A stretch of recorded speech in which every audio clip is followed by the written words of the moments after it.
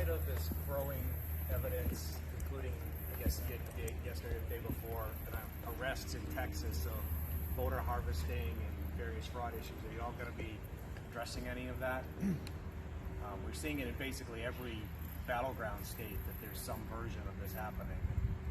So we've seen some levels of that. I think that our entire electoral system is flawed, and I think that it is designed to be rigged.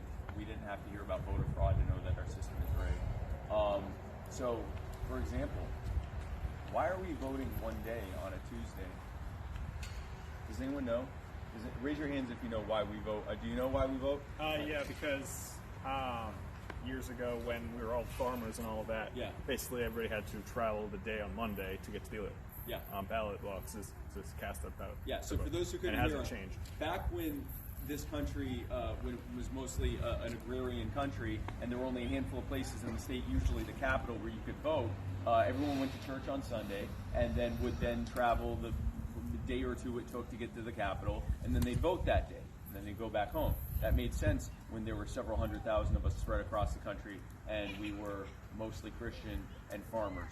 Doesn't make sense now. Perfect example of how a law that was written in place by people that died hundreds of years ago is still being used now. Most of us don't know why. One of us knew out of the, or I guess two of us knew out of the 20 some odd that were here, and we're still doing it. I don't see why we have to vote on one single day. I don't see why we can't vote in multiple ways, why it has to be an in-person thing.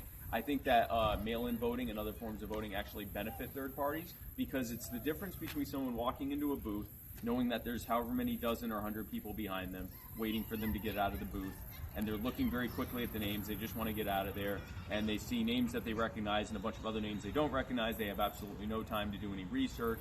I mean, technically they can stay in there as long as they want, but there's this pressure for them to keep it moving, and so they just choose whatever name they know. Whereas if they have something at home that they can take a look at, and they can research their options at their leisure and figure out who's this Joe Jorgensen person, they actually are able to do some research on their picks and realize that, oh wow, this might be someone I want to vote for. I think that absolutely helps us.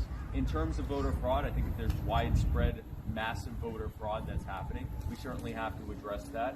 I take that on a case-by-case basis, but what I will say is that the biggest fraud that we have right now is the fact that we just had to spend most of the year fighting to even get on the ballot in the first place.